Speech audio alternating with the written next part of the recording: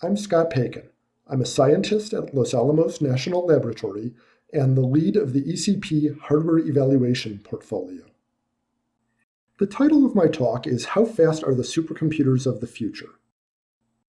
This is an apt title because an important question that the hardware evaluation team looks at is what future, even post-exascale supercomputers, will run applications of interest to ECP and the Department of Energy the fastest. This is not an easy question to answer because supercomputer design involves many trade-offs.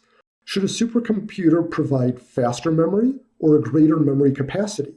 Should it optimize the communication system for small messages or large messages? Should it be architected with a larger number of slower processors or a smaller number of faster processors? It's important to make these sorts of decisions at the early design stages in order for them to be able to pay off later in terms of the performance that applications are able to achieve. The ECP hardware evaluation team was set up to answer these sorts of supercomputer what-if questions. The team is split into 3 working groups with complementary expertise. Maya Gokhale of Lawrence Livermore National Laboratory and her working group investigate memory technologies. Sam Williams of Lawrence Berkeley National Laboratory and his working group use analytical modeling and node simulation to answer performance questions. And Scott Hemmert of Sandia National Laboratories and his working group simulate extreme scale networks. As an example of a study that we recently performed, we asked the question, can network congestion management improve workload performance? A supercomputer is a lot like the internet in a box. There are a number of processors that communicate with each other over a network.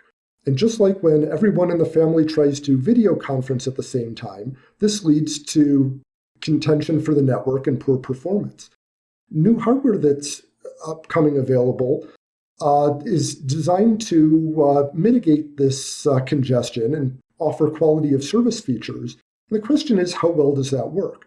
So here's a simulation-based study in which we simulated a compute-intensive application that most of the time computes, but has spikes of time when it needs the network, and it gets good network bandwidth.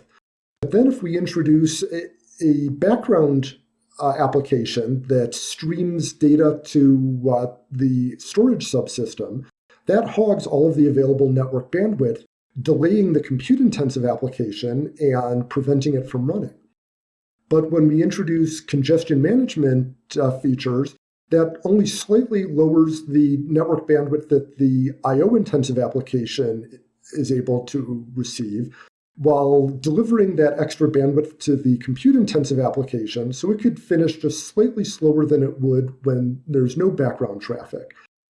Thus, we would advise the supercomputer centers to ensure that their networks come equipped with congestion management techniques.